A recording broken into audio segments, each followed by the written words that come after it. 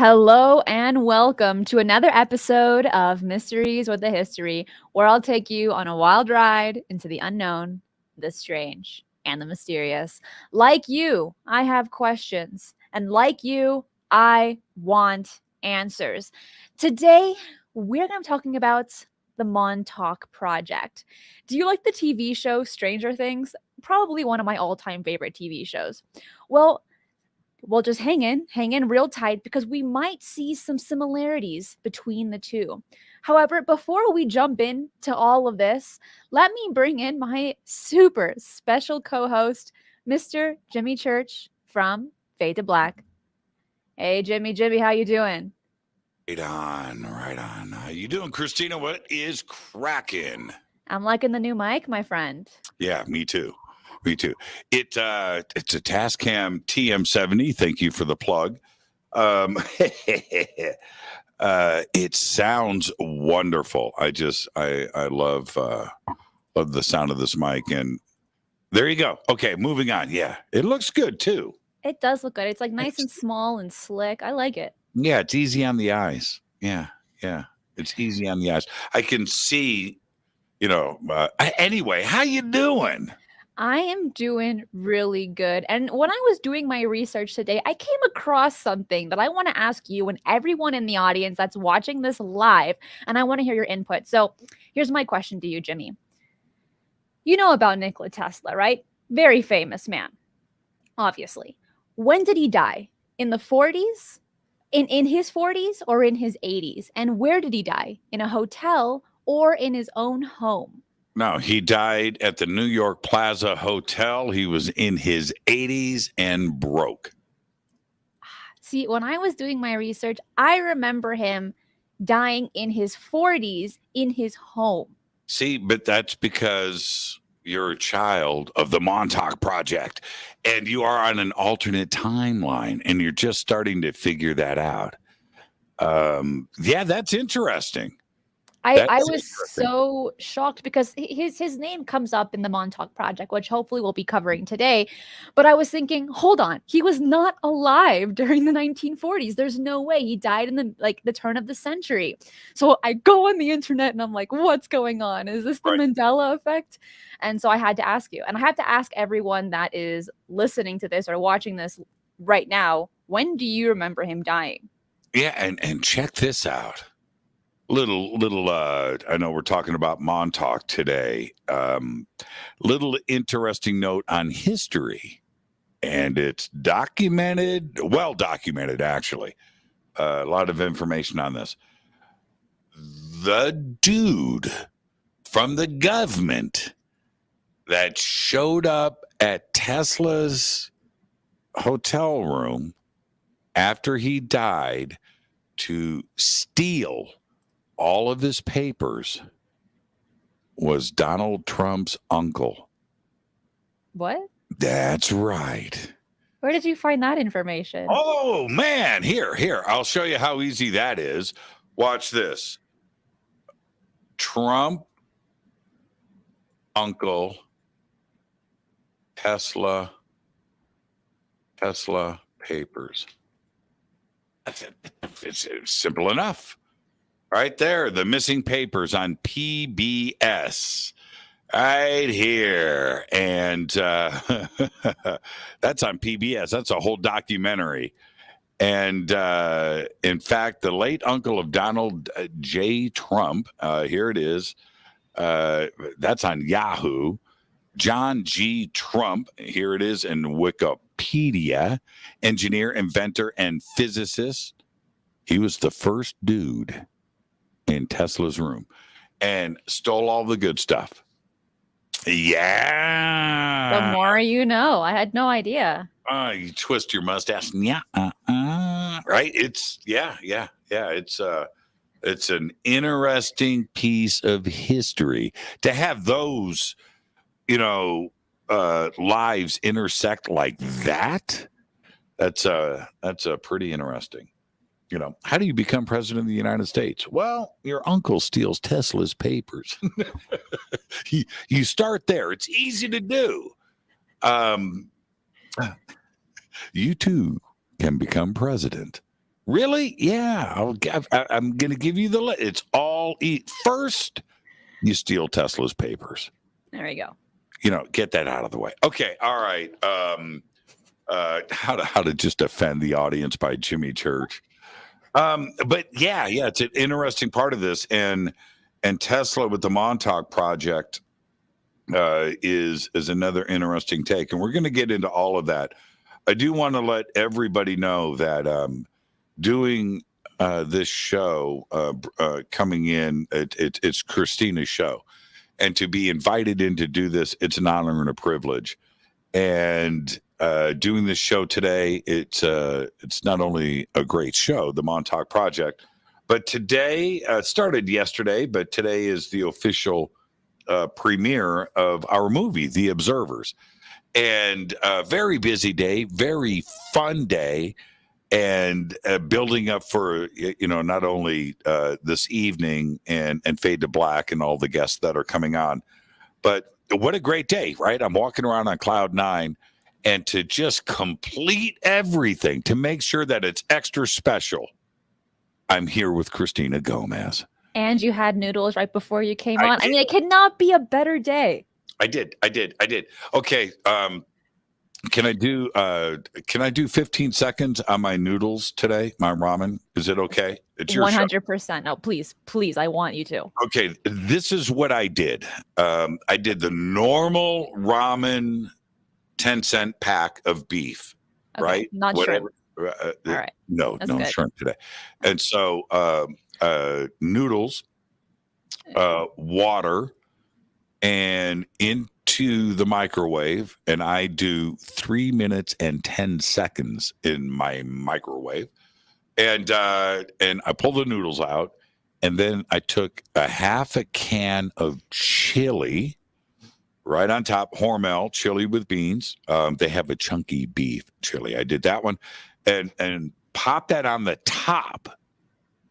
Took the beef flavor packet, sprinkled that over the top raw, put that back in the microwave for an extra minute. So you have a pile of chili on top of the noodles, which is sitting in the water, and then the beef flavor packet poured over the top, back in the microwave for an extra minute to make sure that the chili was hot.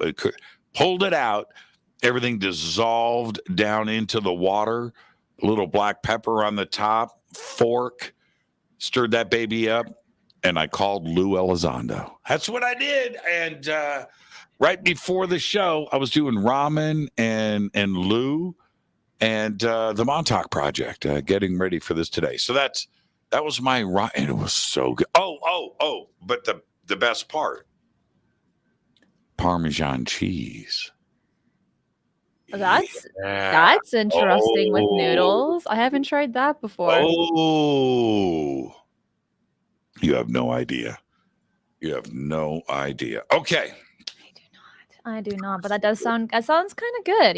I don't have a microwave, so I never put my noodles in the microwave. I always put it on the pan because, anyways, I don't have one. But I only cook mine for like a minute and a half.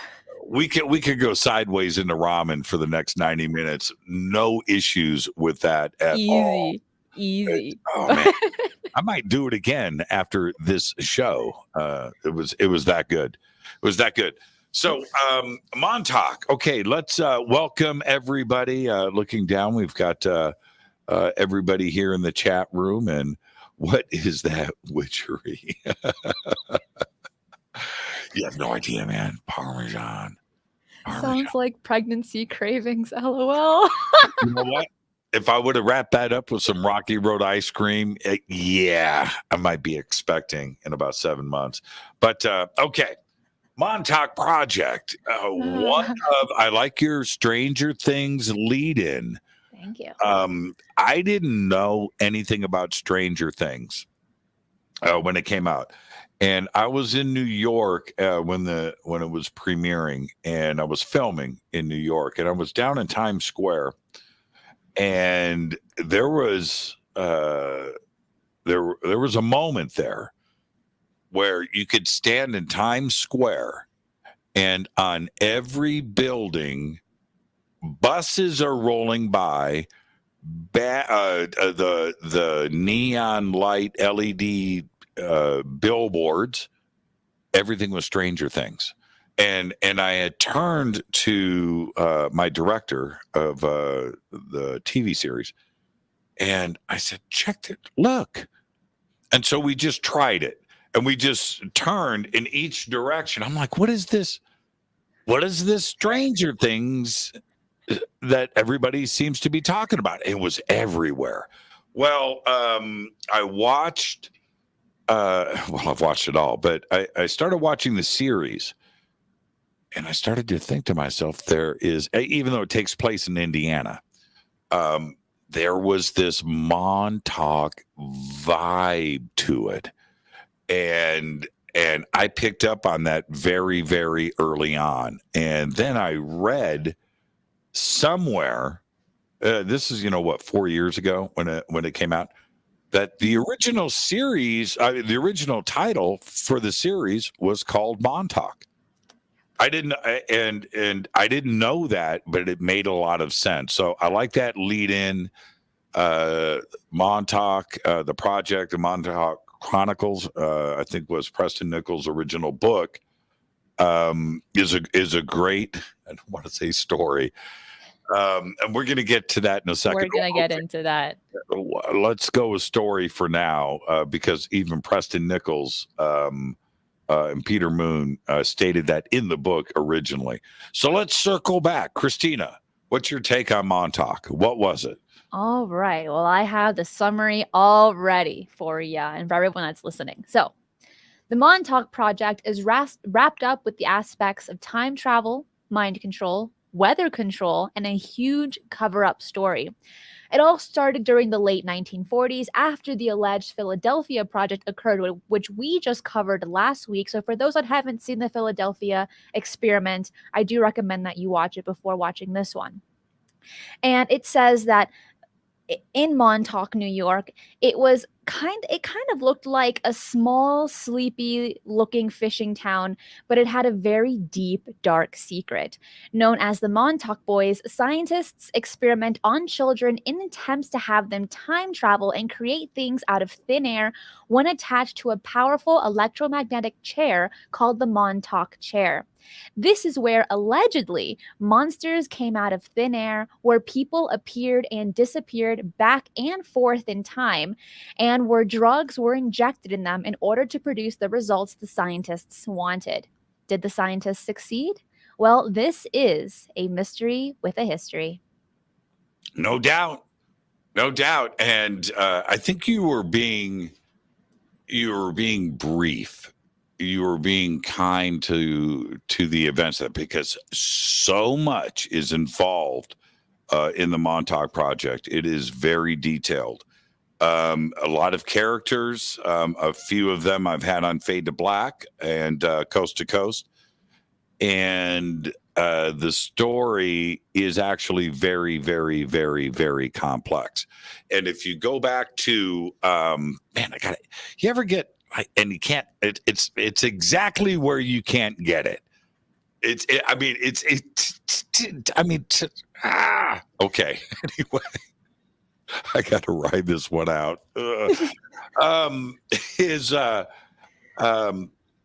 It's as complex as Stranger Things is, where it involves ghosts and poltergeist and Bigfoot and alien invasions and time travel, kids, adults, German doctors, things like that, where it is so crazy and so detailed and so wide. Is that where did all of this come from? And now this is where I'm going to say a couple of controversial things. I'm just going to go right here. And you can go and look up everything I'm about to say. But at the beginning, now I've got the book. I actually went to go look for it before the show. Didn't quite get to the right box. I was more worried about my ramen. You have to eat it when it's ready. You have to. I wanted to sit. And so I gave up on the book. But anyway, I believe In the beginning of the book, Peter Moon and Preston Nichols, and Preston Nichols also, outside of the Montauk Project, very accomplished audio engineer of note and had a very successful career there. And it's kind of weird that these two mixes of him comes into play. But at the beginning of the book, they say this may be nonfiction. This may be fiction. Either way, it's a great story. Right. And so they kind of lead in with that. And so for the reader of the Montauk book, now, is this the source of everything to follow? I would say no.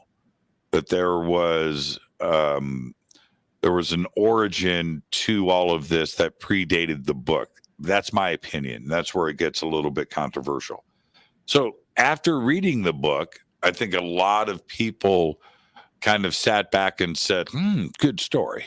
Are they hiding the truth in fiction, or are they just laying this out and then combining the nonfiction elements with some great storytelling to kind of hide the truth inside of something to keep everybody guessing if this is real or not? And it was their way of revealing this very dramatic and in some cases tragic story. Okay, so we have that.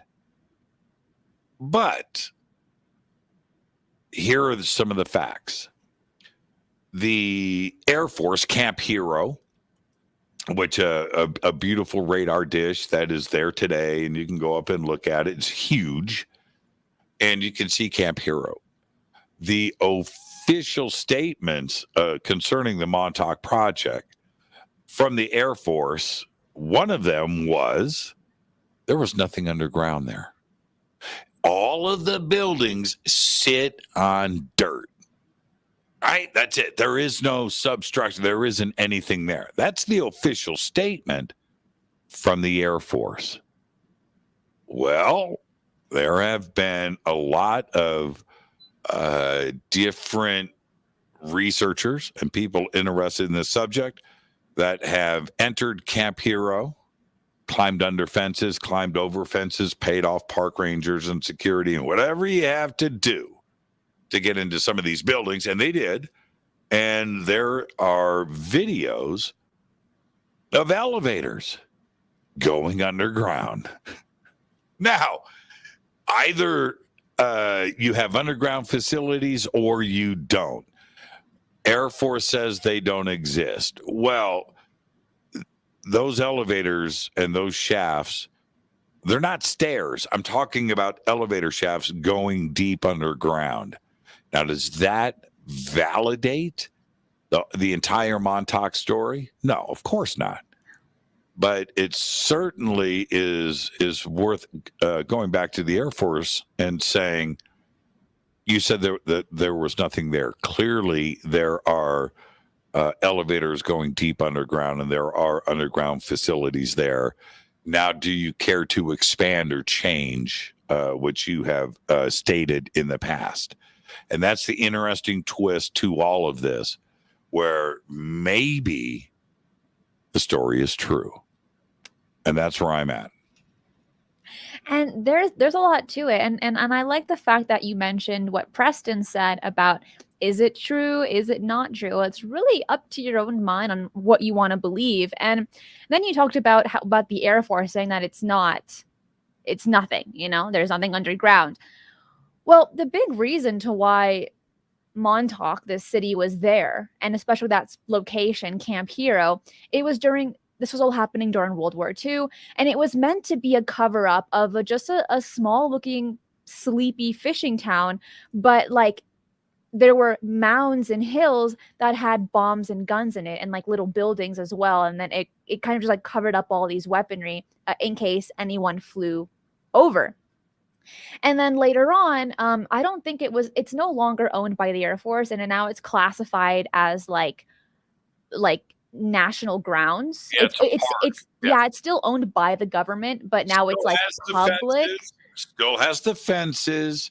The land itself is parkland and public land, but there are Public. secure private security, park rangers, and if I say anything incorrect, and I'm not nailing this perfectly, I would love to hear what everybody has to say about this. But I believe that there are private security. I've seen them on video. There are park rangers and things that are there. A lot of people visit. It is a pretty cool town. I've driven through Montauk and didn't go to Camp Hero. And I look back, and it's just one of those opportunities that I let slip by me, and I didn't get to do it. I didn't get to do it. But here's the deal: why keep the fence up?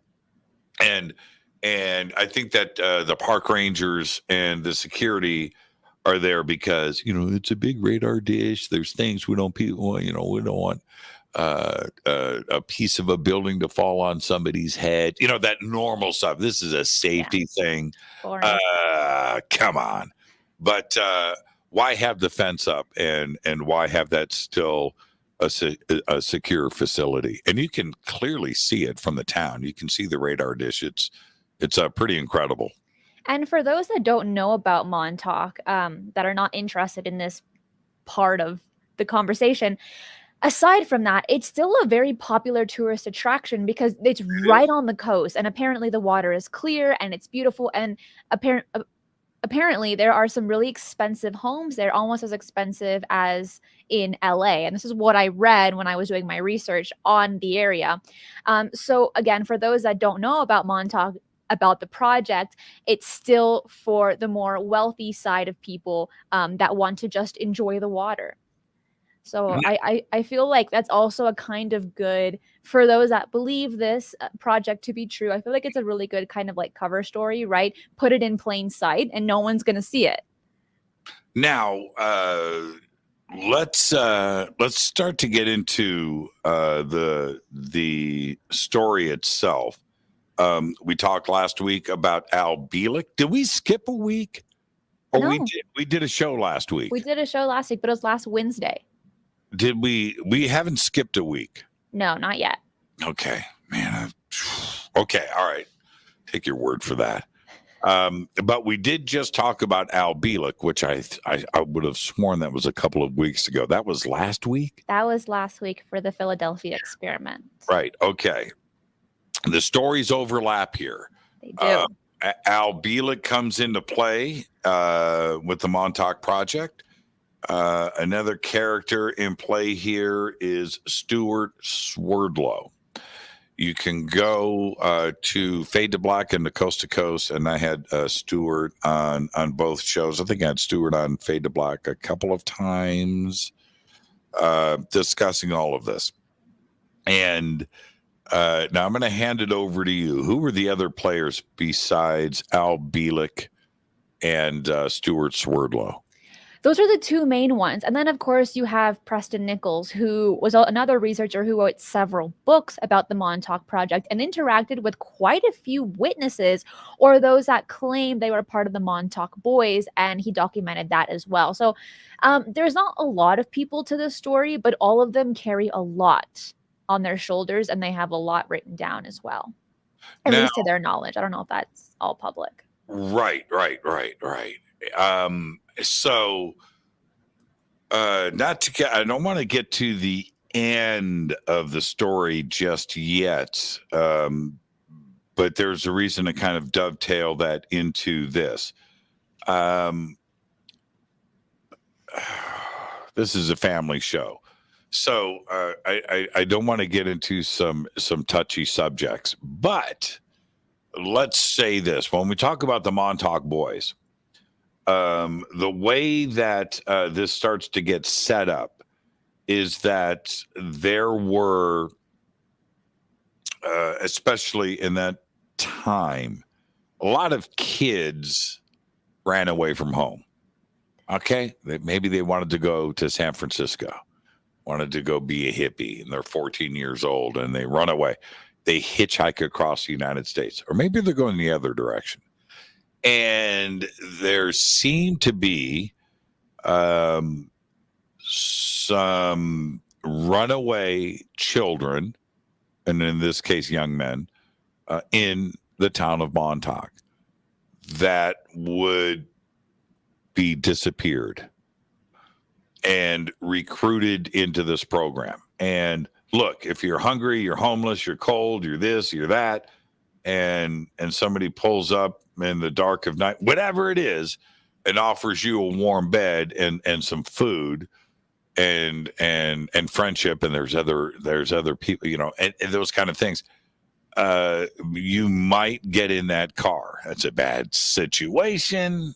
You shouldn't do it. But that was how Montauk and the Montauk boys populated themselves. That was part of the story. And once there, put through a series of experiments and testing. And now, although the story sounds like Stranger Things in a weird way, right? It's like that, where you have this huge facility, scientific equipment, crazy scientist, time travel, and kids and the military, right? It's all wrapped up in the same thing. So one of the many things that would happen there was around the Montauk chair. Now, what is the Montauk chair? And I've had the players in this story describe the room and describe the chair and things. So I'll leave those details for those that want to go and research that. But you would sit in this chair, put on a helmet. Some crazy German scientist would start flipping switches and hitting a couple of dials, and whoop, you go somewhere. And then come back and tell them about what you saw and what you did. Okay, now, how fantastical does this get? Well, it does, and it involves ET and interdimensional beings and spirits and ghosts and parallel worlds, and all of this is certainly in play. But I'll give you one example. Stuart Swerdlow recounted one of the many stories, one of the many trips that he went on. But he says he was at the crucifixion. Jesus Christ. Jesus, right? Okay. And he says, okay, not to get into the big details, but he's up and he's looking in Jesus's eyes, right? And he gives a pretty good description, and I remember, I could have some of these details wrong. Again, I'm not going to get into it too much, but look, you got to dress the part. You got to be the part. You can't show up in Jerusalem that is run by Roman gladiators wearing Levi's and Converse Chuck Taylor high tops, right? You're not going to blend, right? And you need to blend. So he gets his garb, he gets his thing, he's dressed up, and he goes up, and he's like there to stop the crucifixion or whatever. Has a conversation with Jesus and looks into his blue eyes, and he gives this entire recounting of this. This is one example of many of the Montauk Project and what it was designed to do and what the Montauk boys were doing. And there you go. I mean, there's much more to it than that. But when we discuss the Montauk Project, to put the Jesus time travel crucifixion story on the table is central in the Montauk Project story, saga, I should say. Well, to my understanding, and please correct me if I'm wrong, but from what I understood about these people that were going forward and backward in time, they weren't actually able to interact with the environment that they were in. So I didn't know if they were actually in physical form. I didn't know that they could be seen by other people in different timelines. So Please correct me if I'm wrong, but was that the case? I mean, when Stuart went to go see Jesus, allegedly, uh, and he said he had a conversation. Can you go more into depth on that? Well, okay. Now, again, I invite everybody to just go. I mean, that's a 2-hour story on Fade to Black, and getting into those details. But let me say this now about Stuart, and I'm sure that one of Stuart's many disciples are going to listen to this show and go, "Church was just talking about Montauk and you." And Stuart and I have always had a pretty solid relationship, and there you go. But I will say this about Stuart: it seemed to many out there that Stuart may have inserted himself into this story, and just maybe Stuart's part of the story became grander and more flamboyant as time went along. And this was suggested by many because it started off simple, and then the next thing you know, Stuart's hanging out with Jesus, right? And he's at the Last Supper, whatever it may be. That's the part about Stuart that is very, very interesting. Now, Stuart has a very amazing talent of recounting and telling these stories and of his adventures. Some of the best things I've ever heard, and listening to him and going through it. And he's had a lot of supporters over the years, and continues. I think he's in Michigan. I think he lives in Michigan. And so I'm just kind of going to leave that right there, because it is something that needs to be listened to, and then you've got to just make up your own mind, and does this fit into the Montauk project? And I don't even believe, and this is the other thing, I'm trying to go back into my mind. I don't think Stuart was part of Preston and Peter's book. I think Stuart came in after the fact. I think he was not in the first book, but in the other ones that Preston wrote about. Yeah, because he said that later on, when he was doing his research, he encountered Stuart, right, who said he had just gone into prison, which is surprising due to bizarre circumstances. And then by this time, it says that Preston, in an effort to recover his memories, when Stuart was trying to recover his memories along with Preston, right, the government began to persecute him for Stuart for crimes of which he had no proper memory of actually what was going on. Mm-hmm. And it states here in Preston's book that Stuart was a corporate controller, and his name was forged on checks which he had issued with his full knowledge of his employers. And then the charge was for embezzlement, and that's the reason to why Stuart went into prison. And then later on, Preston found him, and he's like, "Who are you? I need to know more about you," and end up putting you in my books, because he had a big part to play in the Montauk project. Now, there was another part to this, which I enjoyed, but it's kind of clever now that I look back at it, because back then when all of this was unfolding and everybody's reading the books and talking about it, it was fresh and it was fascinating, and I didn't go quite all in, but I went all in on the story. I'm not suggesting that I went all in on believing all of it, but the story itself is great. Okay, all right. It's an amazing story. It is, and but here's the deal. Let me get to my point, though, is that all of them, and that's Peter, that's Preston, that's Stuart, and Al, suddenly had repressed, hidden memories. They had memory loss. They had amnesia.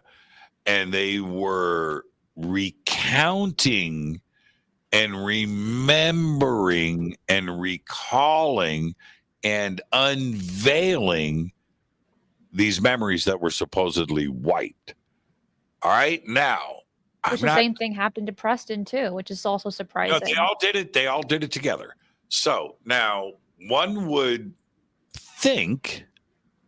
I'm not saying that this is truth or how it went down, but one of the things that we would have to consider is that maybe they were all making it up as they went along and talked to each other about it and developed the story, because it's pretty convenient that everybody's got amnesia, everybody's had their memories wiped, and then they are going to help each other remember everything, and then the next book comes out and the next book comes out and other details. So now I'm not saying anything, don't everybody freak out. These are their own words. We forgot, things, and we got together and we helped each other remember. Okay, all right, well, we'll leave that right there. And then you get to the end of the story, or the end of all of this, and you bounce into 2015, I believe. I'm trying to think of the filmmaker's name. I can't think of it right now. He's on the show. He was on Fade to Black many times when he was doing the final edits on MONTAUK and that DVD release, and I was looking at the film as it was being finished, and then it was finished. Chris, same as Chris. I can't think of his last name, but we're looking at this footage.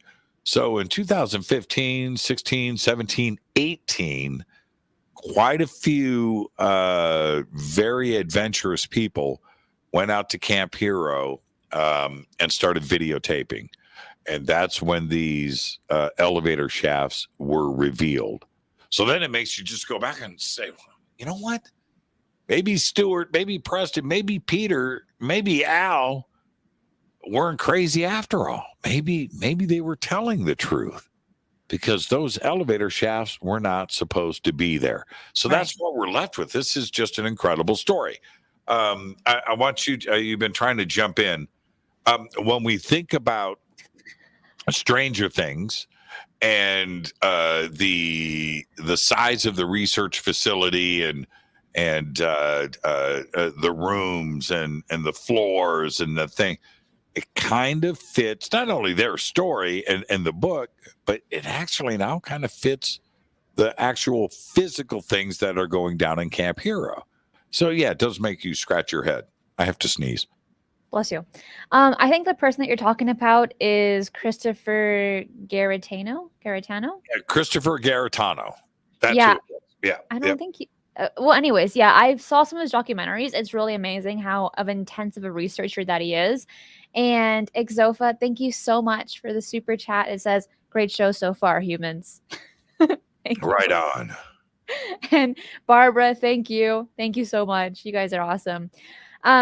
So going a little bit more into depth about the people that we're talking about, and especially about Preston Nicholas. Nichols. Nichols, Right? thank you. Nickel Thank in you. your Preston pocket. Nichols. Yeah, Yes. Preston Yes. Nichols. Nichols. Yes, that him. And the book that he wrote, I think the first one was the Montauk Project Experiments in Time. That was his first one. And I, from all the research that I was doing throughout this whole thing, every single website I went on, almost every documentary I watched, aside from other books, right? Because they didn't talk about him. But aside from that, his book always popped up as the book to read when talking about this. So I went ahead and read it. And it's one that I thoroughly enjoyed, either as fiction or as nonfiction. The way it's written, it really swallows you up to really be enjoying the story. So for those that haven't read it, I do recommend it. Again, I think just for fun to read it as, like, just to get an idea of like what's going on, and if you want to kill time, I think it's worth the read. What stood out for you, in reading the book? Were there any events in the book, I mean, for you, where you just sat back and had to think about it for a moment? Oh, practically the entire book. But I think one of the bigger things was when he was trying to place all the other previous projects and in trying to incorporate it in the book. So he talked about Project Rainbow, talked about Project Phoenix, and a few other ones. And I was like, whoa, what are these? And then he mentioned about weather control. And I'm thinking, what is this about?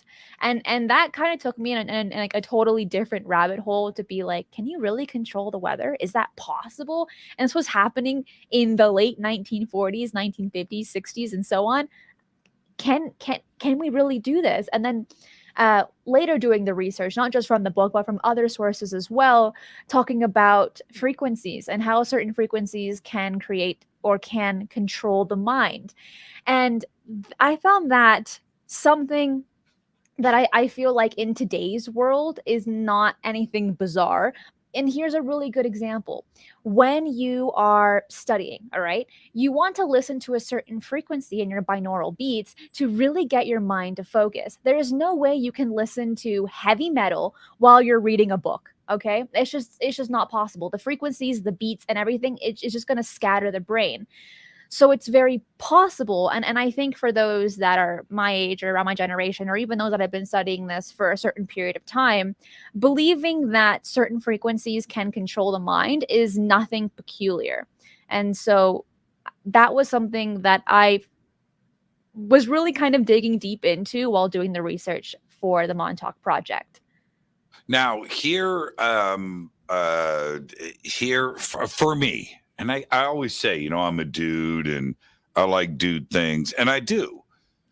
There is something about radar dishes and military and Germans and radar installations and the Army and the Air Force and weapons and secret missions and airplanes and time travel, right? So you throw all of this stuff in together, and guys know a lot about a lot when it comes to military history. It's just part of the way that we were raised in different wars and different things, and what kind of ships and submarines and guns and boots and tanks and planes, and we do all of this sort of thing. So, in a very clever way, Montauk and Camp Hero was like the perfect situation to get all the facts of the logistics of the equipment of the thing and the place and all in one place because Montauk had it all. So the origin of the story, which dates back to the Philadelphia experiment, Nikola Tesla, and everything that was going on. Well, you have Montauk, and you have the radar installation, which was called SAGE, and what it represented. And the Montauk project was going to require a huge radar dish. Okay, well, we got that at Montauk. It's going to require a secret facility. Oh, we got that at Montauk. We need a place big enough for hundreds of workers because that would be needed in the Montauk project. Oh, we got space, we got building, we got all that. So we have the hundreds of workers coming in. And we need a way to have a facility that is not around a big city. And back then, Montauk is a tourist destination today. People talk about it. Back then, it wasn't. Right? It wasn't that. It was just a sleepy little town with a few people. So we have that too as well. We have a secret location where we can get everything done. We can get equipment in and out in the cover of darkness. We have water right there, so we could boat in material and equipment and things and people. And that it was like Montauk was the complete situation where all of this secret clandestine work could go on right here inside of the United States, and nobody would know about it. And you have the radar dish, and you have the power, and you have the equipment and the buildings and the facilities, and the other. So that's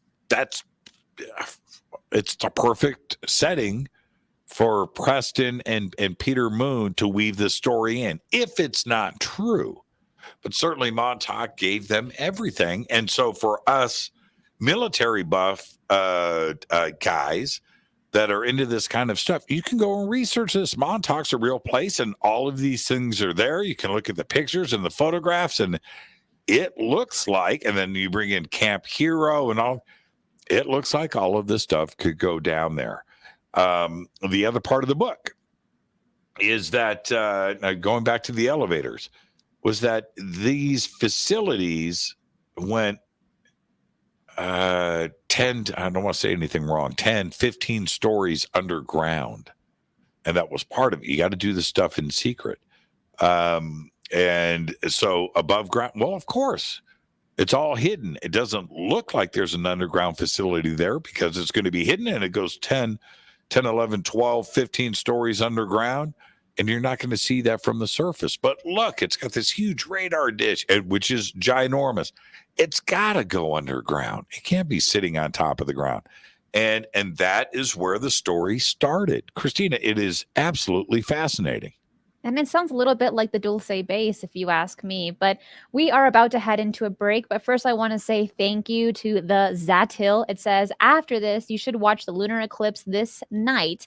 It is going to be the largest eclipse in 580 years. Is that true? That's what he says. No. You need a 10-pound donation if you're going to make a statement like that. If you're going to get me to go out a movie premiere night after Histories with a Mystery, and you want me to go outside, right? And you really want me to do this, you gotta kick down another 5 pounds. Christina needs socks and ramen. And then I'll buy the 580 years. I'm not buying. Is that true? Well, with that being said, we'll be right back after this short break.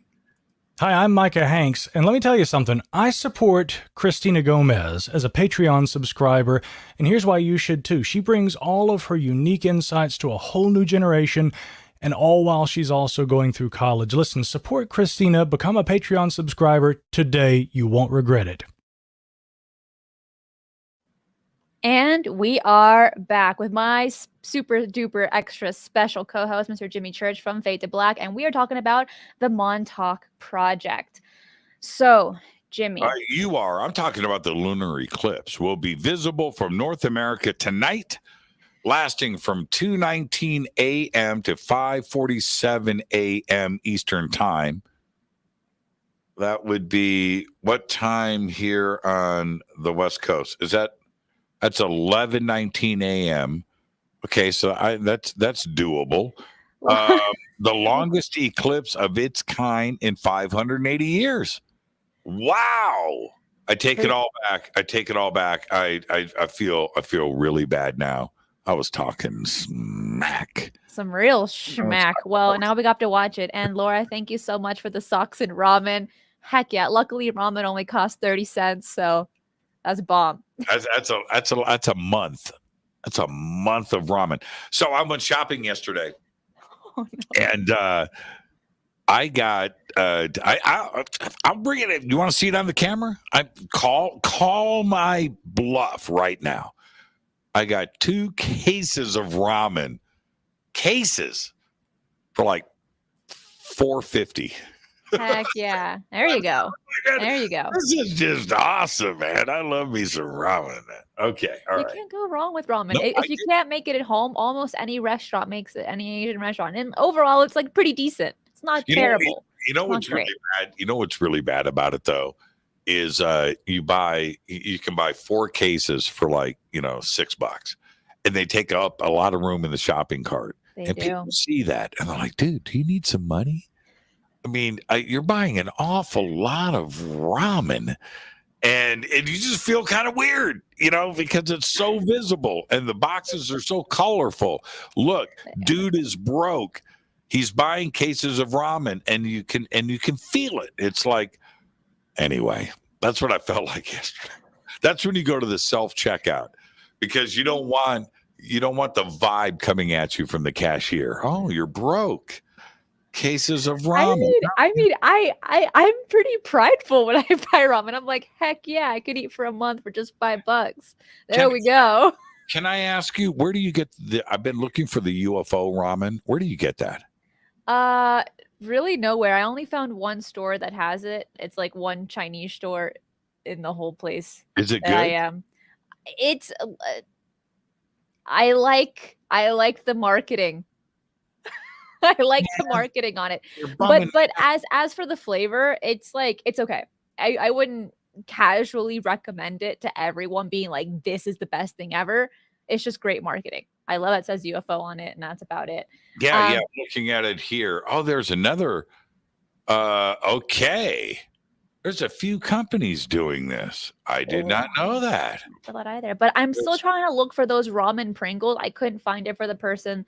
I can't remember who it was that that said that they exist. I couldn't find it anywhere, and I really badly want some chicken flavored ramen Pringles.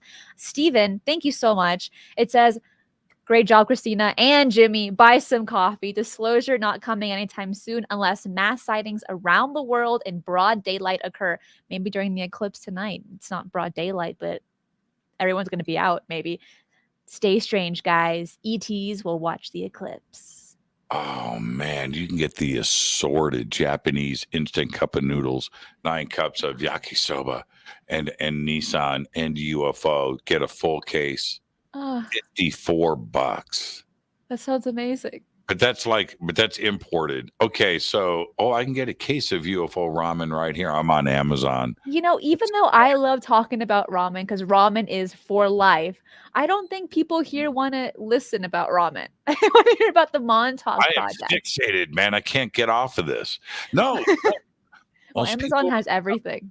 One of the things that Stuart Swerdlow did is he put on the glasses, put on the helmet, and went back to Tokyo. Yeah, 1965 to the original Nissan ramen noodle factory. Well, Dan says I tried ramen once. It could be a result of the Montauk project. See, I just told you. Thanks, Dan. Isn't that crazy? It's a fact. It's a Fader fact. It's a fact. It's a fact. Okay. Now let's jump back into this. One of the in the what did you, because I had Stuart tell the entire story on Fade to Black. I think it was the second time he was on the show. How did it all end? Let's jump ahead of our skis. Whoa, we're going to jump ahead. No, I want to talk about the LSD connection. Well, we can. Okay, now let's circle back to that. Let's do it now. What the end? Whose show is this, Jimmy? It's my show. Talking about LSD connection right here, right now. Beep beep.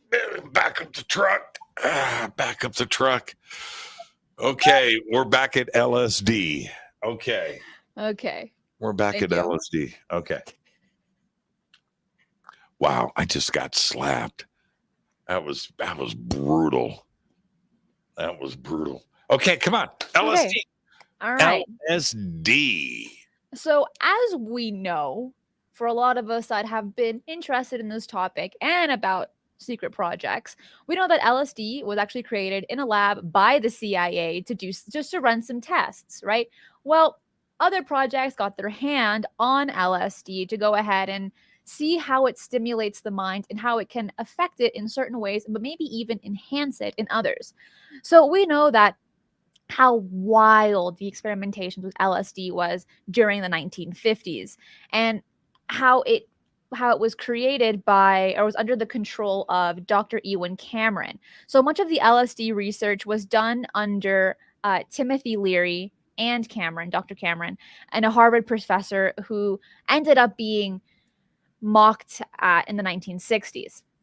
Although Leary claimed he was using the CIA to fund his research, the intelligence community was also using him as well. Because as we know from a lot of the stories that we've read, at least alleged accounts, the government, the CIA, the FBI, all of these alphabet letters, whatever, there's a lot of layers to them. So they might hire 1 or 2 people here, some scientists, some researchers, and they're just, I feel like they're kind of more of a tool to get the information, and then they extract it from them and they end up putting them in a loony house or in prison or something for something that maybe they didn't even do.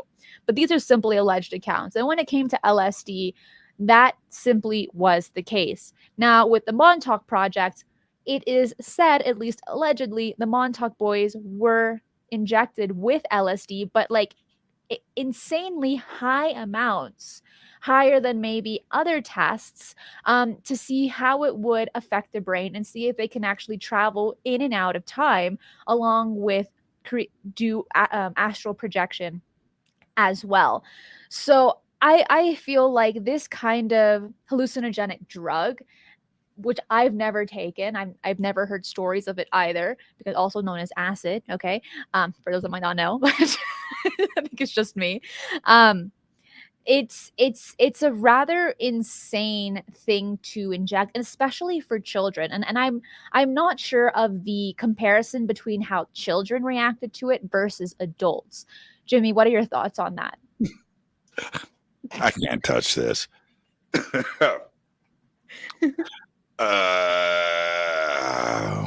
Man. Okay. You got me thinking about a couple of things. And one of the inescapable elements of that period of time in the United States was, I would say, acid, LSD was probably taken more and easier to get than pot. Okay, now pot was smoked, and what I'm saying is that everybody was taking acid, and so why wouldn't it be a part of? Because it was something that was talked about.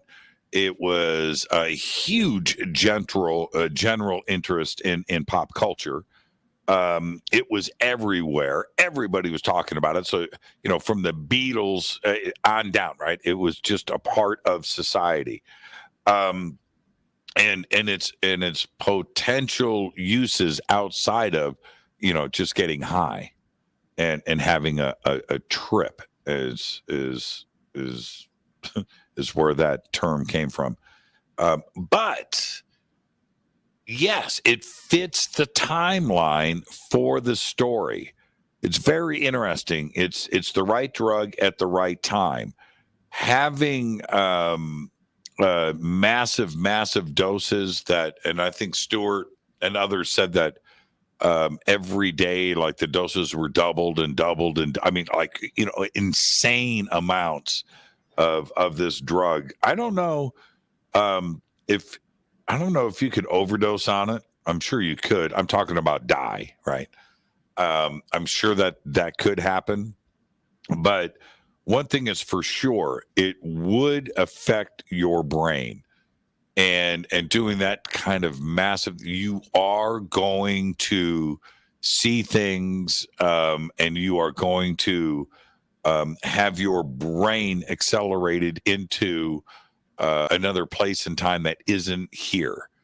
And it was a very interesting part of the story, and it makes a lot of sense to me because I think historically about that timeline. Yes. Yeah, absolutely. And the kids, okay, so you brought up that other part. Matt Frost, when are you going to introduce Pete, the creepy little book, to Jimmy? Okay, Matt, you're disclosing stuff that maybe it's already happened, Matt.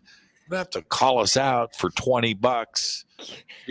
Maybe it's just another poke, Jimmy. But thank you, Matt, so much. Yeah, and Tammy, thank you as well. Thank you for bringing that up. And there you go. Now, you know what?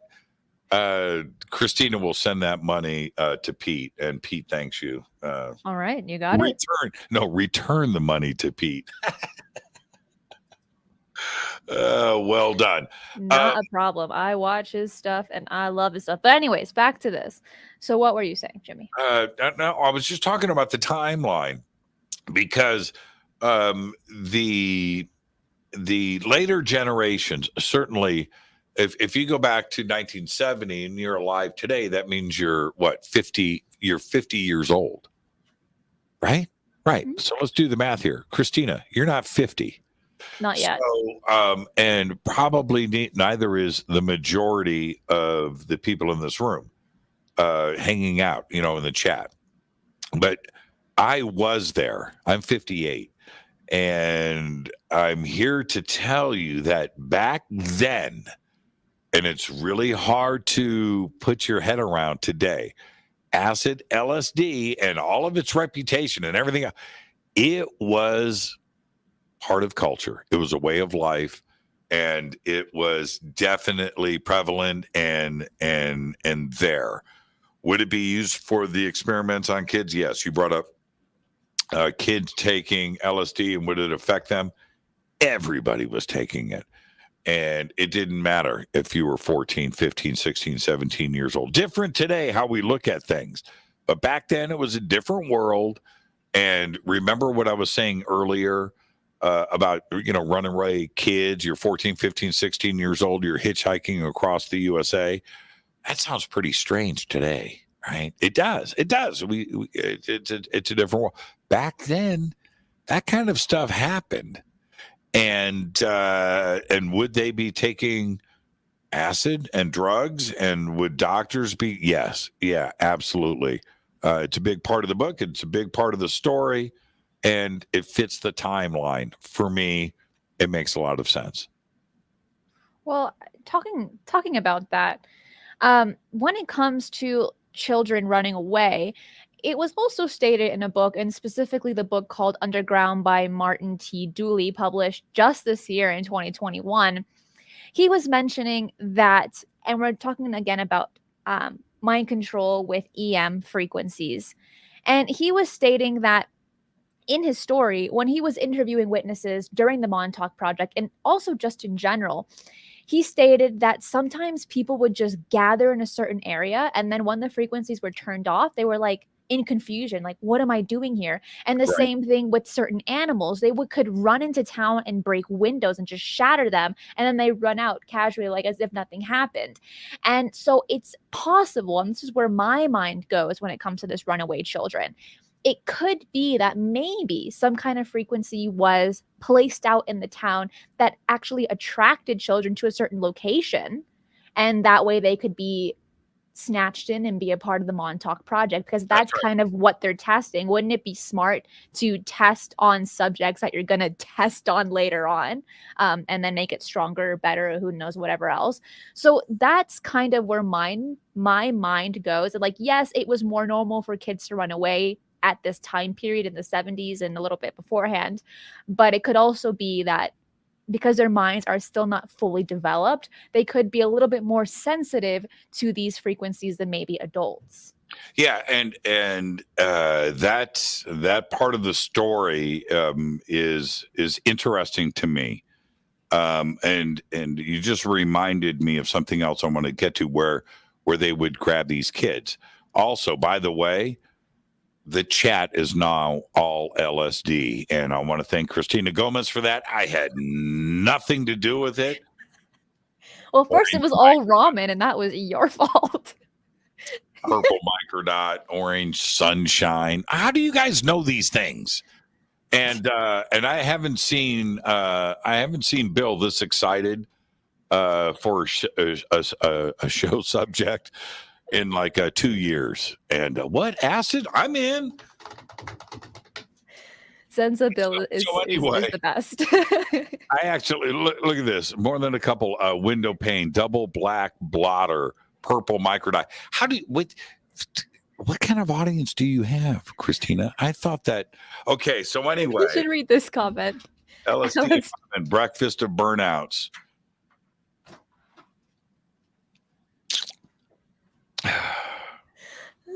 How did we get here? Okay, so LSD. Oh man. And I'm not even going to tell any stories before. Uncle Jimmy, tell us an acid story. No, I ain't got none. I got Who are you lying to, Jimmy? I got one good one.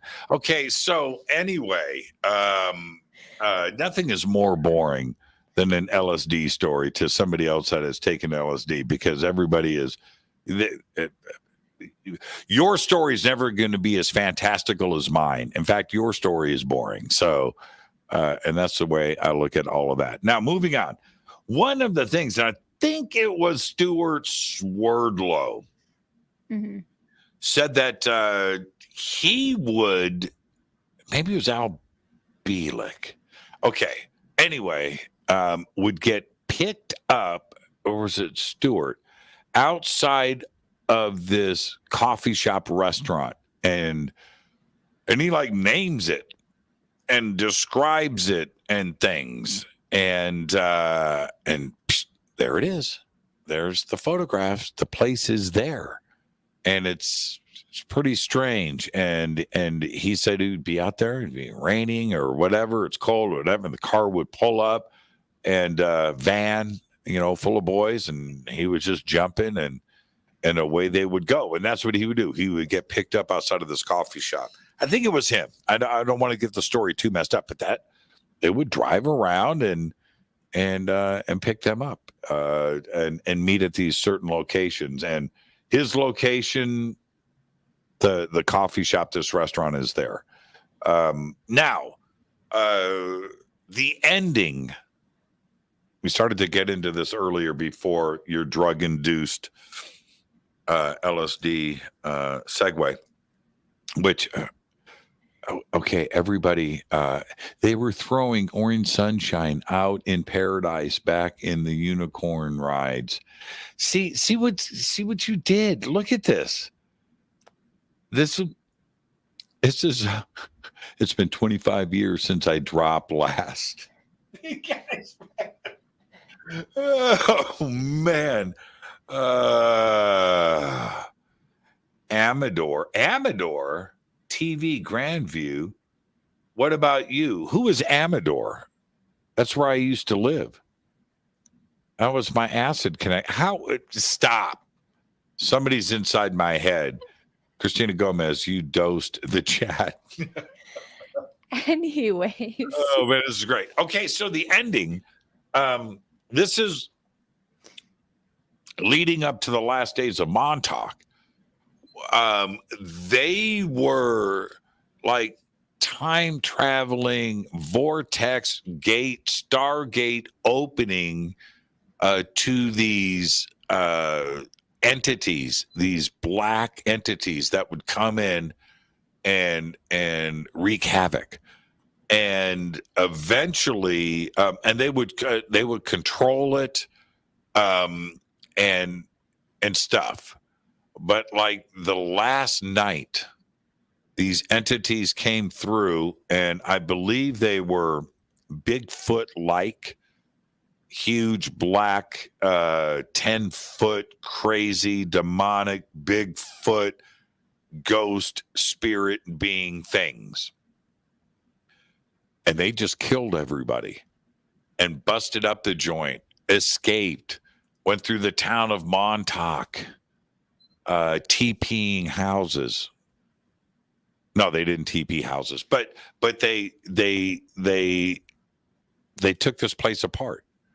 And it is, and everybody escaped. So they went after the German scientist, right? And they had to kill him, and the evil German nurse, Nurse Ratchet, and that is one of the crazier recountings of the story in the ending. Now that came from Stuart Swerdlow.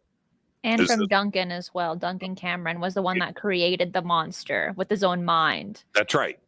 And Duncan Cameron is from the Philadelphia experiment.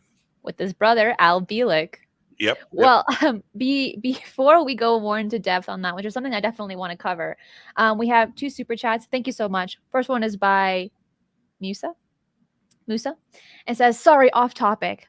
Have y'all heard of a triangle UFO with 3 spiral orange lights, exact same shape as an electric stove, seen orbs very next day? I have not. And then Dan says, question for Jimmy. Has there ever been any link between Montauk kids and the emergence of black-eyed children? That's an interesting question, Dan. It's a good one. Yeah, that's interesting. Dan is Australian, and they have those issues down under, and I get that, Dan, and your concern, and we thank you for that. We need your donations for the Black Eyed Children Fund, and they need your money for sunglasses, and we need to get as many sunglasses on these young kids as possible. The black eyes absorb a lot of light, and the poor kids can't see. And so we need to take care of. Christina, are you buying what I'm saying right now? No. Okay, good. Dan James is, and Dan, we thank you for that donation for the Black Eyed Children. I like to maybe poke fun sometimes at things that make me uncomfortable. And one of the things that makes me uncomfortable, where I'm deflecting on this right now, is the homeless kids, the homeless boys, the abuse that they went through. Where are they now? What happened to them? And it wasn't just about, Al Bielek and Stuart Swerdlow. It was it was a big project. And so what happens to them? And where did they go? I know that Stewart has been brought to tears on this, and going back and having him recount and relive those experiences. I've always been very uncomfortable about that. I may be 58 today, but I was 15 once, and it would be horrible to be stuck in an uncontrollable situation that you are in because of desperation, and maybe you were trying to run away from problems at home, and you run into this nightmarish dream of experimentation, and that's the other part of this story. I think it's very, very, very tragic. And to put, thank you, Matt. It says not for ramen. Not for sunglasses. And then another one, and oh my gosh, thank you so much, Matt. Both of them not for ramen. So should I get socks instead? Thank you, Matt. Wow. And to go to Dan's question, and I'm sorry, Musa, I don't even know anything about triangle UFO, like a triangle UFO with a spiral 3 orange lights. I know something about it, but not to look like an electric stove. So it's a good question, but I'm not familiar with it.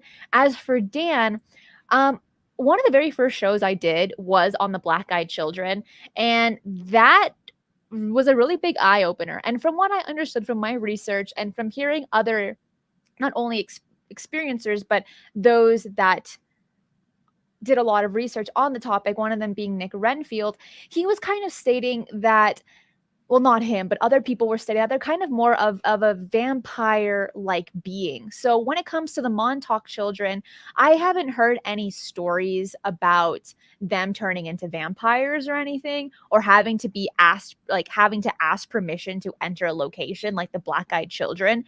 So I personally do not see a connection between the two. But Dan, if you already have an idea of why you asked that question, I want to know more about it, because that's a really interesting one. And as for Matt Frost, thank you so much for supporting my work and this channel with such a kind super chat. Thank you. But not for ramen. I mean, breaks my heart a little bit. But Matt, it's okay. Matt, that is very cool. Seriously. And thank you for that. I want to go back to Dan James for a second. Dan,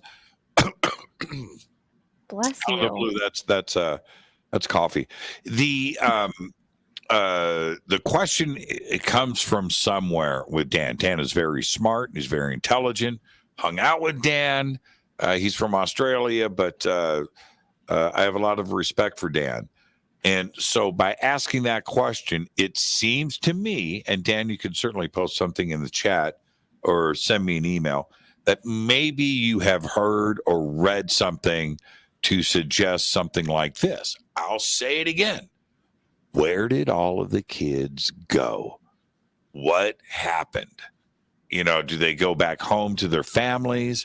Are their minds completely gone? Are they different? Are they different people after that? Is this a possibility? I would love to know more, because I know Dan, and that is coming from somewhere. And I would like to know what Dan knows. I think that is a very, very interesting point, because I'm serious. You can't help but just ponder. What happened to the kids? What?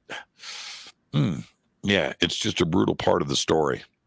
It is anything to do with children and the maltreatment of children.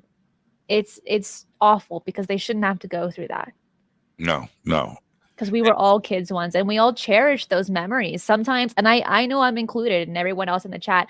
There are just some points in time that you just go back into your childhood and you're thinking, wow, that's a really great memory. Or wow, that one was not the best memory, but it made who I am today. Now, as for these children that are part of the Montauk Boys, or even the Black Eyed Kids, because still no one really has answers about exactly what those kids are.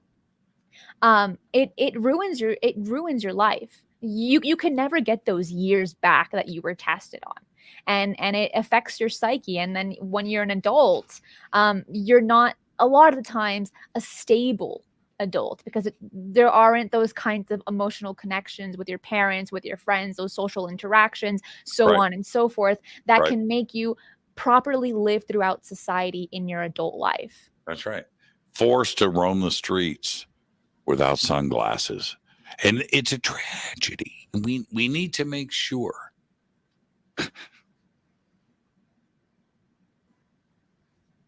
Christina's reading the comments. She's not even listening to me anymore. I am listening to I you. can say whatever I want. Right. No, but best not to. No, stick to the script, Jimmy. So, okay. So here is the other part. There was there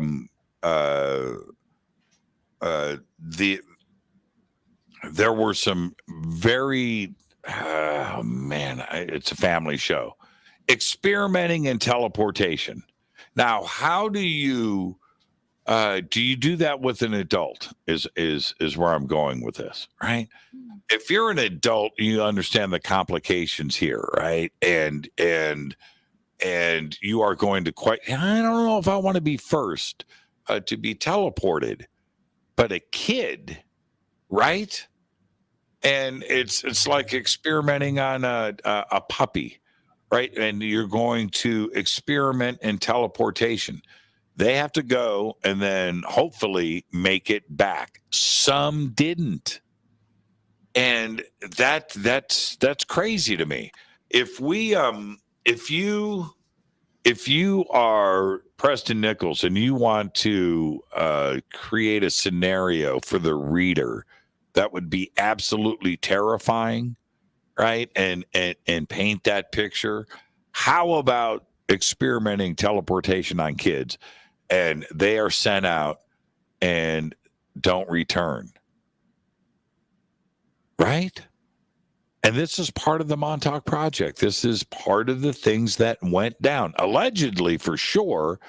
But where does it come from in the mind to write this into a story?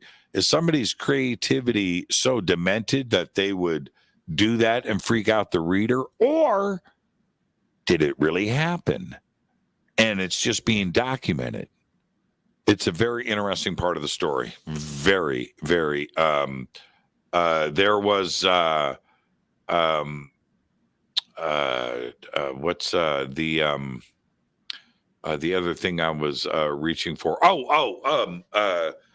Is when you're dealing with time travel and going into the far future or going into the past, the same things with teleportation, which is going to another location in the physical body, but you're not time traveling necessarily. But now if you are time traveling, it's not teleportation, and now you're dealing with hyperspace, and you're dealing with space, and you're dealing with the physicality of it, and the brains and gravity. When I say the brains, the mind, and gravity. This was all experimentation. and doing it on children and forcing them into these atmospheres of hyperspace, of other dimensions, possibly the multiverse, and certainly with time travel, and without any care of the mind or the effects on the physical body. And they were doing this on children.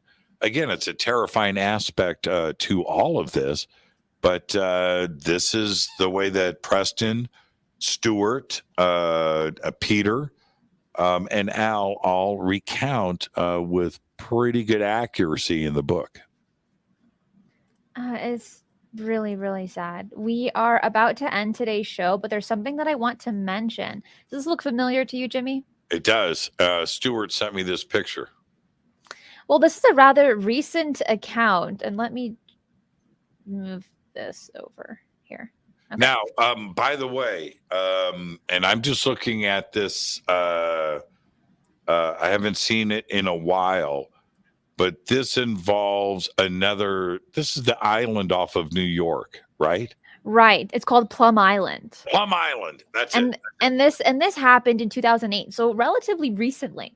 And if you look at it, it's classified as the Montauk monster. Mm-hmm. It has kind of like a bird-like beak, as you can see here, odd-looking flippers, and there's only little bits and pieces of patches of hair. But if you zoom in right here, let me zoom in. It looks tagged, or it has some kind of bracelet on, maybe to detect where it's going. That's right. So when I was looking into this thing, I'm like, what the heck? How does that have to do anything with the Montauk Project? Well, one, it's from Plum Island, which is right next to Montauk. It's just very, very close. And on that island, it's an animal testing island. The center conducts research on animal pathogens to protect farmers, ranchers, and other natural food supply. At least so they say. That's the cover story. That's the cover story. We're almost out of time, so I'm going to say this as quick as I can. I'm going to step all over Christina right now. Okay. Plum Island is one of the most top secret, you cannot access crazy facilities in the world, and you will never visit Plum Island. I guarantee it. And the experiments that goes on there with viruses, right, and everything else that goes down there. So this creature washed up on shore in within eyesight of Plum Island. Look up Plum Island. Check it out. Let me see a picture of Plum Island, Christina. How quick can you do it? It's a nutty place, man. That Plum Island scares the crap out of me, and that's where the Germans are doing the secret experiments.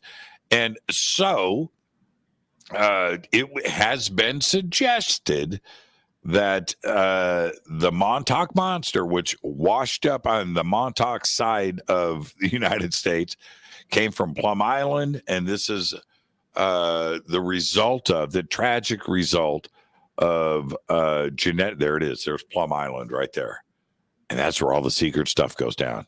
And you would never know if I said to you, is there an island in the United States where they do genetic experiments with viruses on living things? You'd say, no, that's crazy. That's Isle of Dr. Moreau. Yeah, that's right. It's called Plum Island in New York. And there it is. So this creature, the story goes, was the result of a genetic experiment, gone wrong, escaped somehow, went out to the beach, dove in the water, and then washed up on Montauk. And I still can't make sense of what that image actually is. And so maybe it's a deteriorated body that of a creature that it's just natural, and we're seeing things with our eyes because of the state of deterioration there. That's possible. But that looks like half bird, half dog to me. That's the way that has a beak.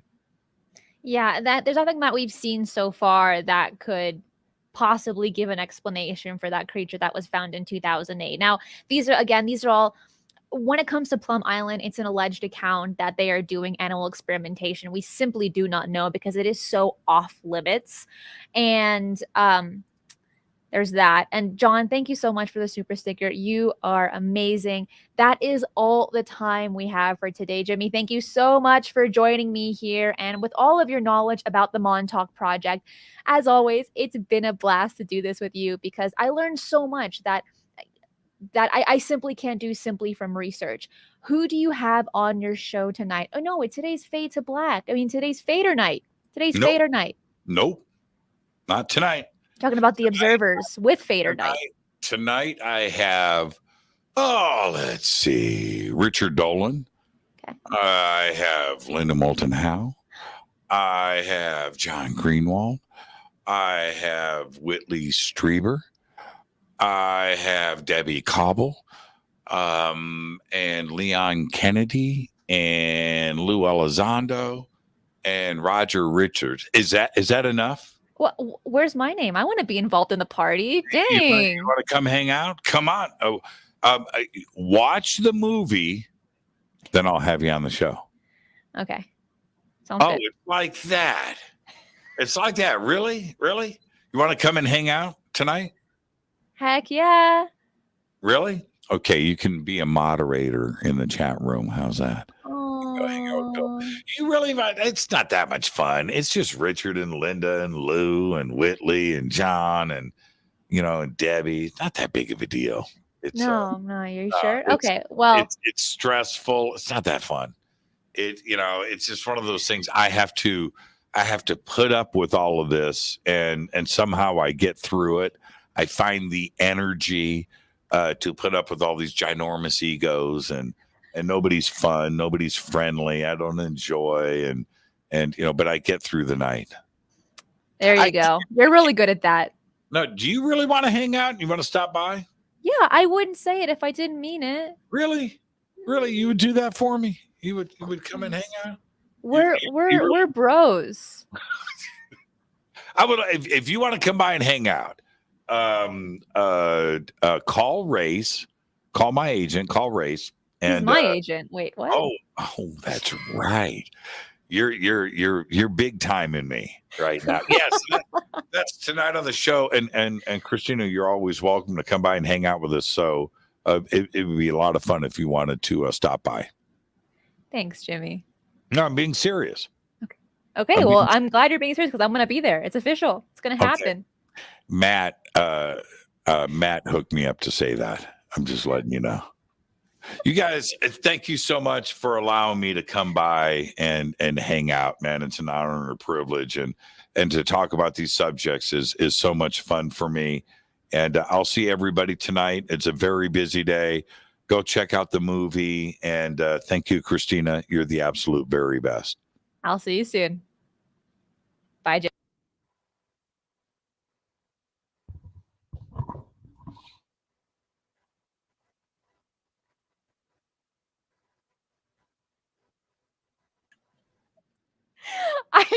I got myself out of the stream like an idiot. Luckily, Jimmy was still there to carry on the show. Okay. What a mess. Well, today's been a really interesting one. Dan, oh my gosh, thank you again. It says, well, that's Christina's drowning her sorrows in ramen, watching Bridget Jones if she can't come to the party. I don't even know who Bridget Jones is. I'm really sorry, but definitely drowning my sorrows in ramen every day. Happy, sad, excited, mad, always ramen. Well, today has been an interesting one. I did not think we would ever go so off topic in a show, but I'm kind of happy that we did. It was a lot of fun. So I want to thank everyone for being here today. Please hit the like button. It really helps the algorithm pick up the show, and definitely subscribe if you haven't already. Next Tuesday on Shifting the Paradigm, I will be interviewing Whitley Strieber. So make sure to watch out for the link that's going to be on Twitter or here. Then next Thursday's Mystery with the History has yet to be announced, so keep an eye out for that. And thanks again for all the amazing super chats. Thanks to everyone who has been watching and listening and being in the live chat window, being so lively with all of your commentary, especially when it came to ramen and LSD. That was really funny. Remember, I have a lot of behind the scene videos and photos, as well as Q&A extras with Lou Elizondo, Abby Loeb, and many other guests for those who want to join the Patreon page. The link is below. Definitely show support if you can. And I have new shows coming out soon, including a panel chat show called Strange Paradigms. But none of this would be possible without your guys' support. So thank you so much. Have a great weekend. Tomorrow, I will be posting a new debrief update, the news roundup on the debrief channel. I will see all of y'all soon. And remember, keep your eyes on the skies.